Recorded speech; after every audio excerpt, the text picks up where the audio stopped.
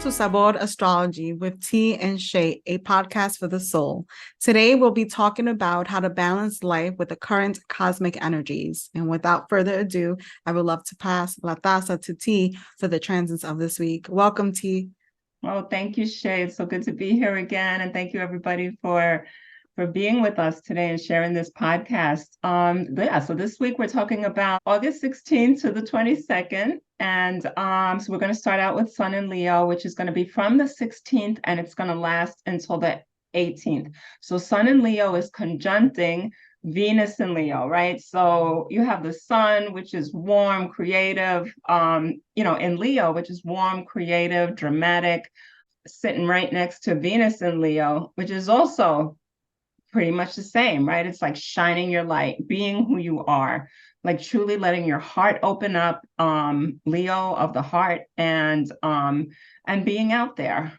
And sometimes that's not so easy. We were just talking about that before the podcast. It's like really shining your light, right? I know that for a long time in some of the work that I do, it's always like, oh, she's trying to shine, right? Like that's something that is like, it's a good thing if you're trying to shine, but some people try to take that away from you because they're not shining their own light, I think. So I don't know why I just said that, but that's coming to me. And this is intuitive astrology. So I'm saying what, Spirit is wanting me to say. So during this transit, you'll probably be feeling good about yourself. It's a good time for socializing, for engaging in anything creative, whether it's your own creative work or those of others, such as going to a museum or going art shopping. It could be a good time to like pick out your next best perfect handbag, or picking out an art piece that you've been looking at forever and you think, wow, this really would go nice on my living room wall. But it's also a time, be aware that you could fritter away your money, and know about that. If you can afford something, if you save for it, if you can be, prudent. Venus is here, right? She's prudent. Venus is looking for like coins in the hand, right? If you have it, do it, go for it. If not, shop with your eyes. Prudence is okay to be. And the thing, like when we fritter away our money, sometimes we're left feeling like with a feeling of less of a self-worth, right? I don't have any money, I don't have anything, I don't have what I want to have. So, they all go together. They all go together. So, I'm talking about second house stuff with Taurus, which is not in this, but it's in that category. It's like self-worth, self-integrity, and also your money, like how that all jives together. So those are some thoughts that I have about this particular transit.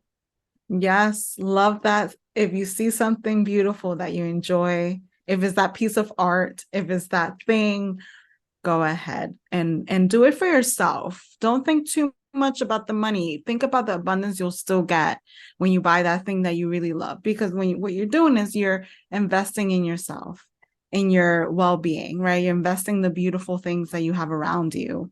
And with this transit comes this aspect of shining your rays, right? The sun is sitting so close to Venus. So the sun's rays are hitting right over Venus.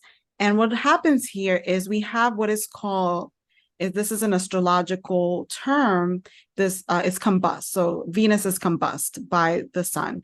What that means is that when the sun and Venus sit together, that can manifest within the world. We want to be appreciated by others. We want to be loved, and we want people to see us for who we are, to attract. We also want to beam our light for others, but also at the same time, there is a more shadow side to this planetary conjunction, which is because the sun's ray is over Venus, we can overcompensate or undercompensate our energy. So we either might give too much in love or receive little in love. And this could be it could be a little hurtful, especially we're talking about here Leo. So it's all about the heart chakra and love and sex and play and all this good stuff. And if we're trying to do that for others, but they're not reciprocating the same energy, we get the beams of the sun. And that can cause some hurt or some reflection of who we are. Are we worthy? Are we even? supposed to be loved. And yes, we are. So look at the shadow sign, process that, but at the same time, know that the light side of this conjunction is the beauty that's around you. It's the rays that stem from you, that stems from your heart. And no one can take that away from you, persuade you otherwise. So work with this energy here for beautiful things. I don't know, I'm getting this. Throw away old makeup, get new one. You have an old perfume, throw it out. Spice up and ramp up your space. I just got my second crystal ball. I've been waiting to get this crystal ball from this person. And I finally was like, I'm going to get it. And I know it's an investment for me, but I felt a connection with the crystal ball. So, and I'll show you guys in one of the episodes when it comes in. But yeah, so purchase something that reflects you, that makes you feel good during this time. And try not to give your energy too much to people that are not willing to give the same to you. And stand in your power during this transit. Great.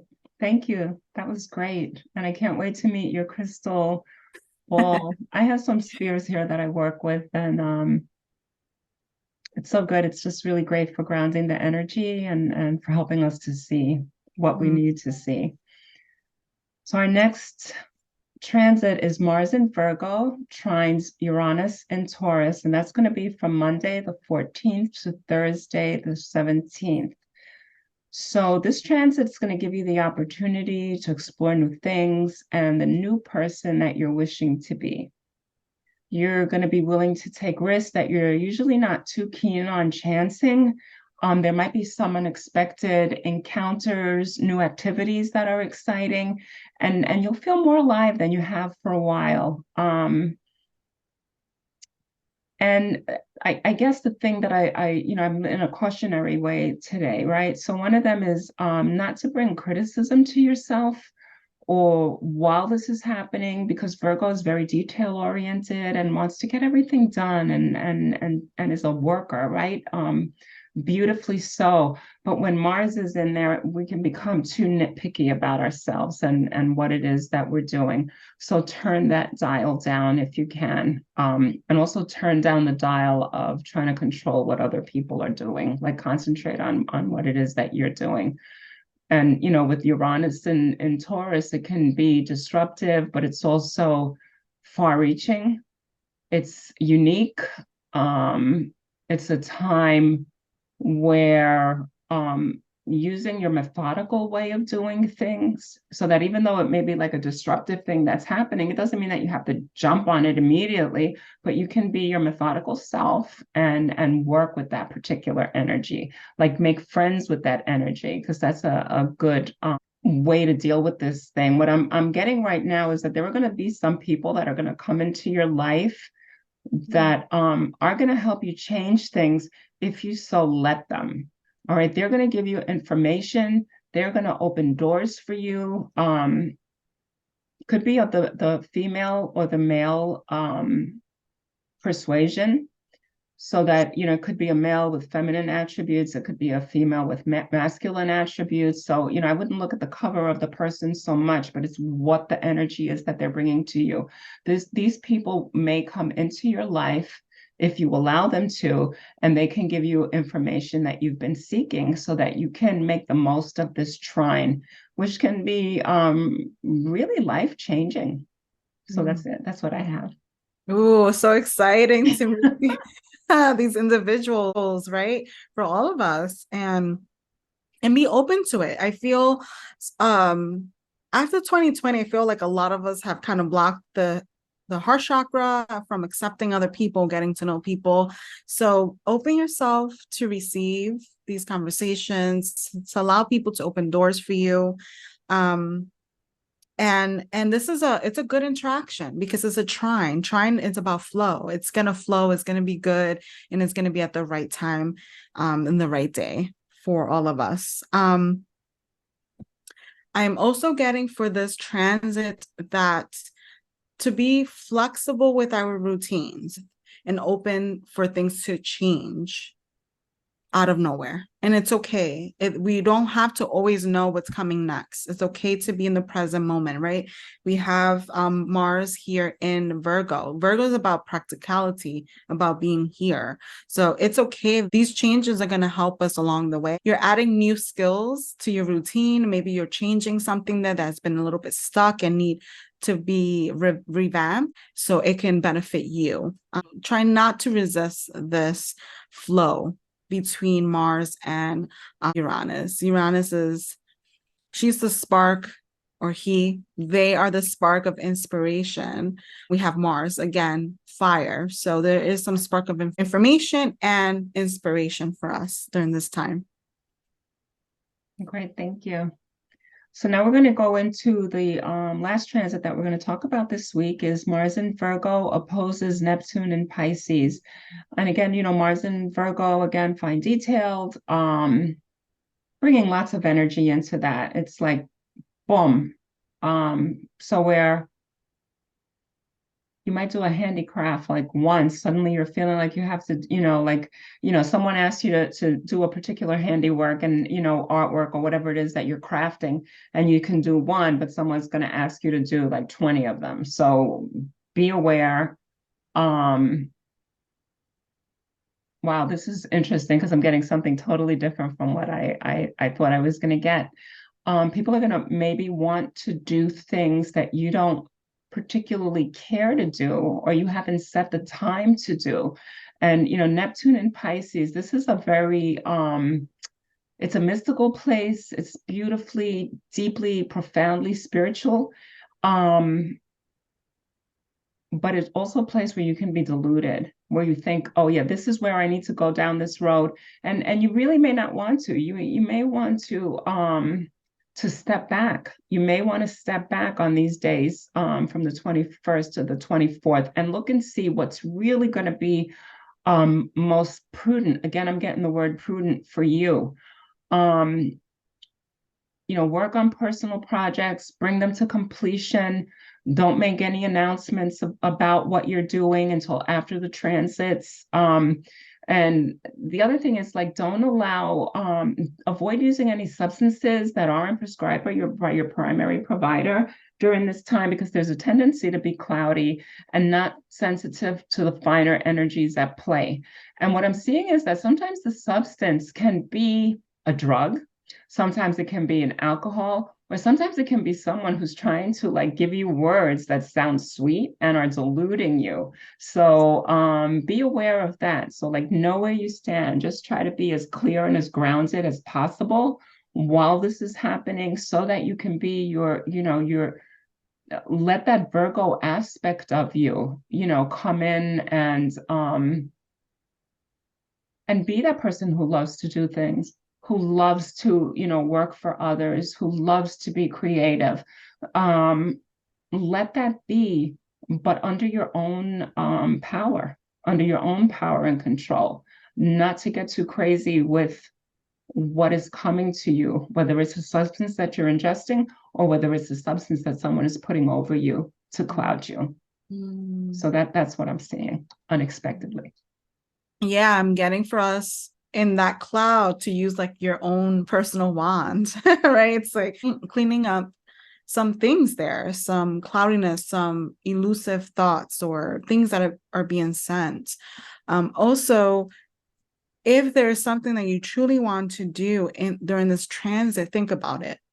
Because again, you can step through the veils, but are you ready to step into the veils? Are you ready to step in with purpose, right? We're not just going to go without direction here, because Mars just wants to go. He's the warrior. He wants to go. He wants to march into places, but you can't. With Neptune, you have to approach it differently. Neptune, I'm getting the high priestess for Neptune. If we can add a archetype, the high priestess. And with the high priestess, you cannot just approach her from the back. You can't try to approach her from the sides. And if you do approach her from the front, it's with care and love and understanding that there's boundaries, or maybe there are not any boundaries, but you're going to be deliberate with your action. Approach, the aspect of the high priestess in your life, or however that archetype plays out, or even your spirituality. Where are you going a little bit too deep and needs more practicality? Yeah, you gave me the image of when I first when I was very early on in my spiritual endeavors, and I went to the beach one night with some friends. We went for a spiritual reading. There were about 5 of us. We went in a car and we went up to Connecticut, and it was a reader who lived within a private estate, but it was like a private estate within a private estate, because there were a couple of, yeah, it was really funny. It was a couple of different gates that we had to go through until we could actually get into this person's house to get I this love that. reading, which was very, very beautiful. I don't even remember. I know it was in Connecticut years ago. And there was a beach there. And that night when we decided to go to the beach at night, which was so beautiful, one of the women, that she was a real mentor for me, and she's still a mentor for me, she said to me, you never approach the ocean head on. She said, you always walk laterally, you always walk sideways, you always walk with respect. You also, know that that is a wisdom, that is a depth that is beyond. And that's what I thought of when and will the high priestess, will the ocean accept me coming to them right now? So if you do it with humility, right, which is like, you're not going in, like you said, Mars is a warrior, gangbusters, I'm in there, right? You go in with a little humility, things might be a little bit easier for you, and you can work with that very, very deep energy in a different way. So thank you for bringing that memory back. It was like somewhere back in my brain. I mean, I can just picture going through all these like ports to get to this reader. I mean, that's so cool. I think that's so lovely. Such a lovely experience. And mystical at that, right? Right next to the ocean. Oh yeah. It was very just, yeah. I think sometimes we're blessed with things that we don't even realize that we're being blessed with at the time. It's like, wow, what is this? What is this? What is going on? It's like a puzzle, right? But that's the mysteries, right? These are the Right. mysteries that if we allow ourselves to experience them and allow ourselves to see them, that we all have them, but I don't know if we do that so often.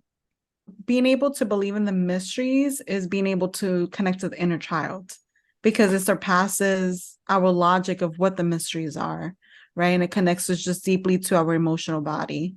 So yeah, we have to bring in the child play, the child within us to connect to that energy. So thinking about the ocean and thinking about water, there's that was it for the transits, but I do want to we want to address one of the questions that we received this week. And someone had written to us regarding loyalty and Scorpio, that their dilemma is, as a Scorpio sun, that I'll read a little bit about it, that their friendships are those that they may not see a person that regularly. It could be 3 years, 5 years, 20 years. But when they see that person again, that they are very close, that they still have that same deep love or that same respect for the person. And it's like when they see each other again, it's like, boom, it's like they never left them. And that all their other Scorpio friends feel the same way.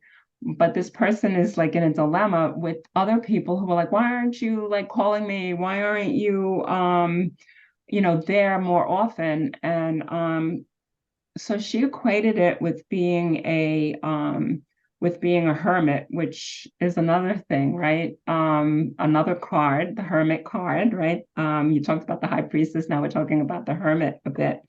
So she wants to know about that. Like, she gives all this energy into her relationships until like is bombarded and then has to walk away because just like cannot deal with that energy anymore because she's of a very different substance.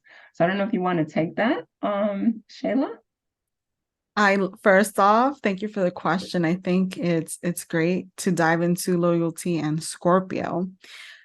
Scorpio gets a bad rep. I'm just gonna be transparent. They get a bad rep So Scorpio in ancient tech, ancient astrology, they're connected to Mars. So Mars is a planet of action, is a planet of like war, but it's also considered a malefic planet. And they get the bad rep as being manipulative, being unable to be flexible because they are a fixed sign. Overall, get like the back slap of the zodiac sign. And I think that it is not fair for for Scorpios to get that rep because they're actually really good at other things, such as they're truly invested in the people that care about them. They're really lovely to be around. I have really good friends that are Scorpios, and they're like one of the most smartest people that I know.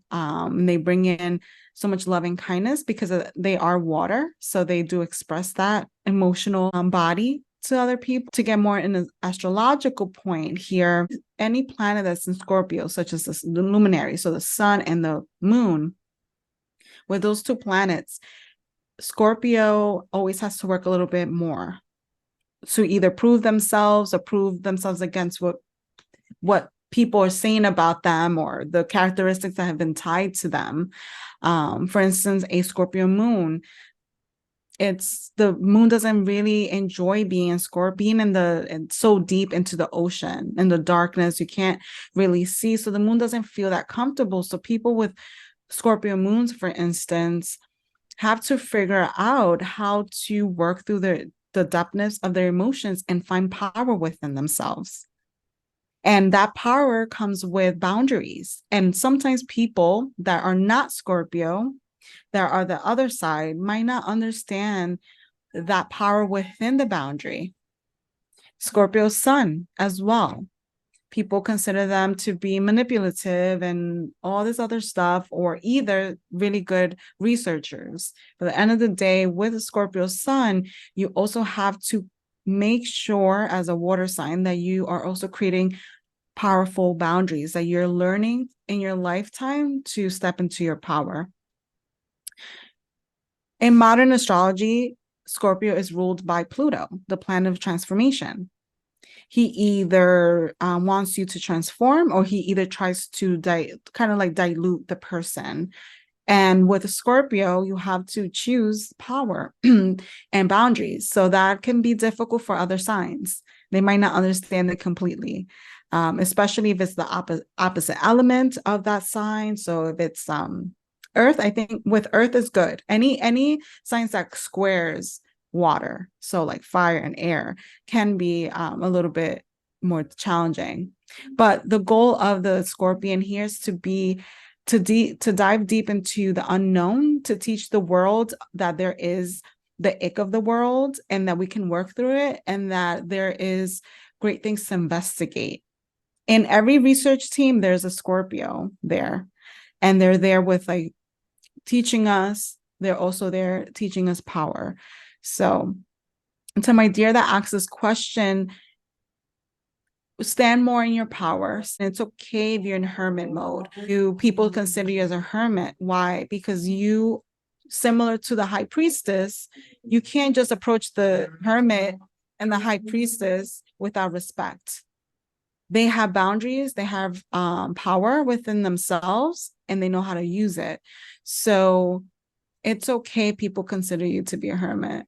You're not supposed to just take on everyone's energy or emotions.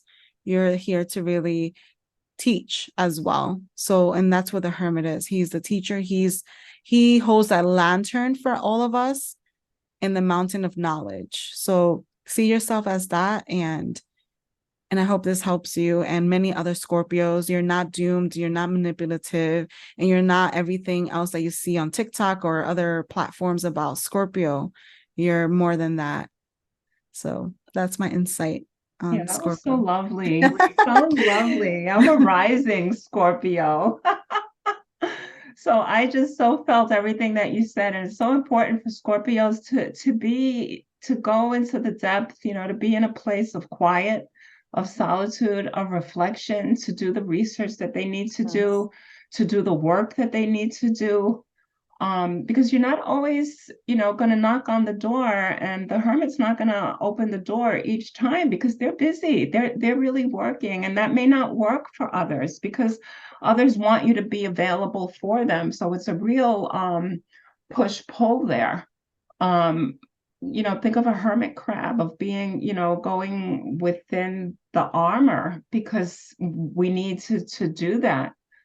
And it's a strength. It's a strength to be able to say, no, not now. I need to take care of some things that I'm really prioritizing in my life that are really going to be for the better good. And the other the image that I got was that, people say, oh yeah, Scorpios will sting you, like that sort of thing. And in the meantime, Scorpios get stung so much, right? It's like the paradox of it all. It's like, what is your strength is your weakness, and what is your weakness becomes your strength. So, how can you balance that out and really honor yourself and honor the depth of who you are?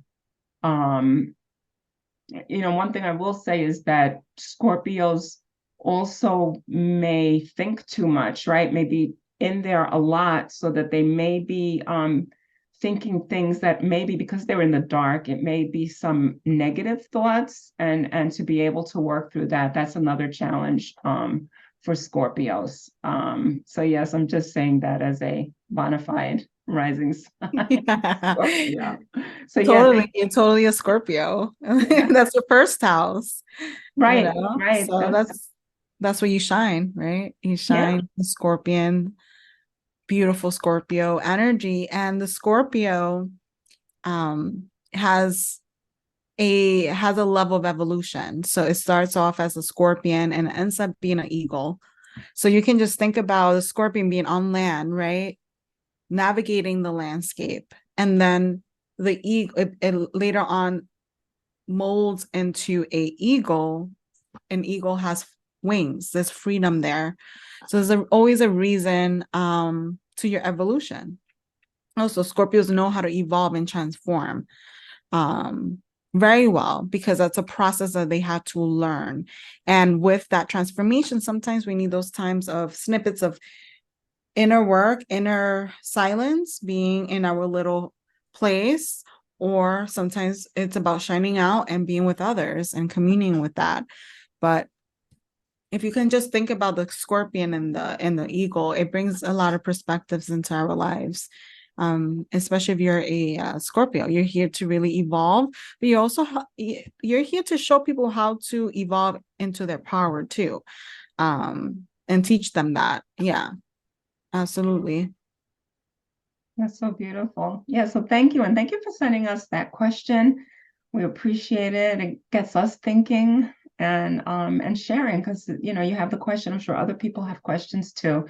So we invite you to send questions to us. You can do that at saborastrology@gmail.com, or if our email addresses, all of our information is down below of the video. Please connect with us. And so thank you for being with us this week. And we'll be tuning out until next week. So Shayla, do you want to say anything?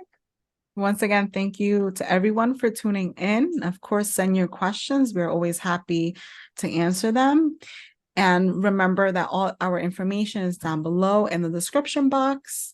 Remember to like, share, subscribe, follow us, and we will see you on the next episode. Mucho sabor. Until next week. Thank you everyone for tuning in to Sabor Astrology with T and Shay. Remember to like, share, and subscribe, and we will see you on the next one.